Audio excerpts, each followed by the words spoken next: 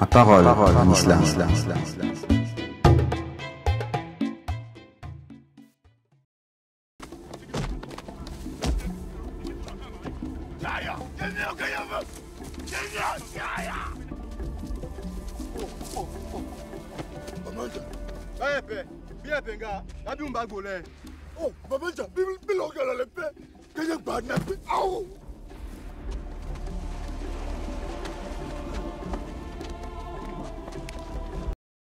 J'aborde là un sujet sensible, malheureusement encore d'actualité.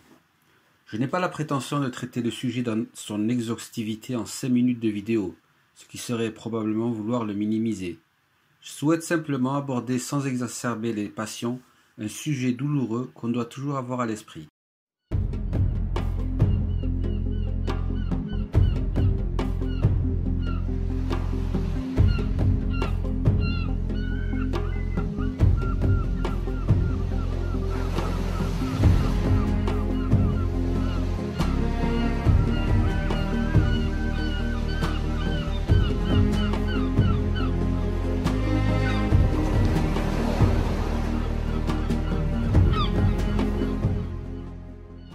J'évoquerai dans un premier temps ce qui définit la notion d'esclavage. J'aborderai ensuite le lien existant entre l'islam, les Arabes et l'esclavage. En préambule, il m'a paru nécessaire, même si cela va de soi, d'exprimer mon profond dégoût ainsi que ma souffrance d'observer qu'il y a un système cruel, inhumain, dégradant, dans lequel un homme s'octroie le droit de retirer sa liberté à un autre, dont il juge qu'il peut naturellement profiter sans que celui-ci n'ait son mot à dire.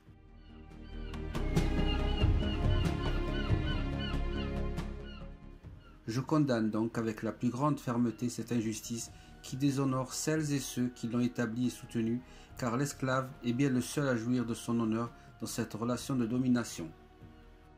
Les traites négrières, également appelées traites des nègres ou traites des noirs, sont des commerces d'esclaves dont ont été victimes par millions les populations de l'Afrique de l'Ouest, l'Afrique centrale et l'Afrique australe durant plusieurs siècles.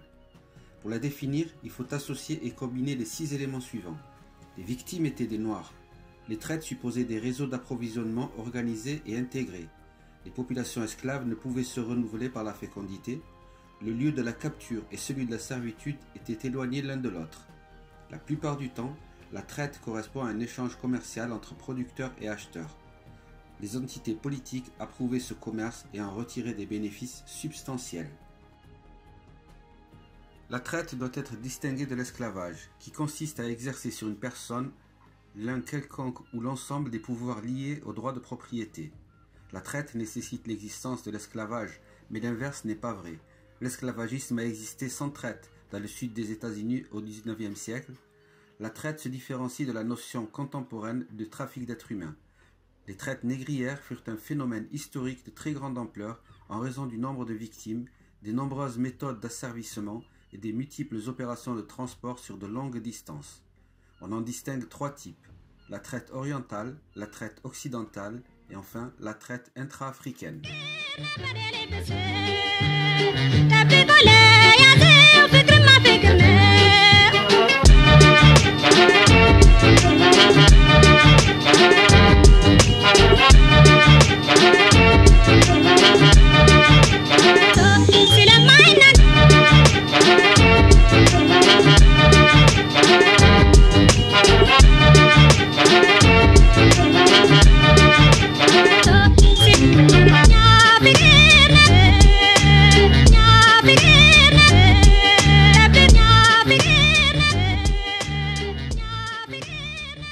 Dans le monde arabo-musulman, ce sujet est aujourd'hui encore très gênant.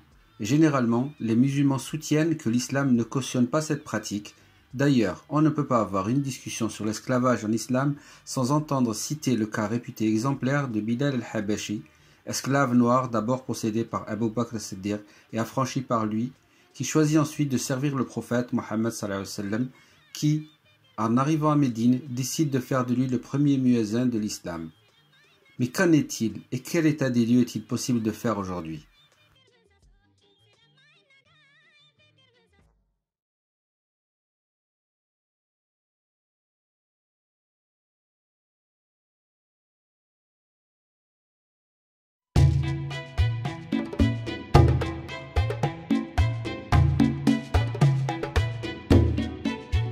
parole en islam.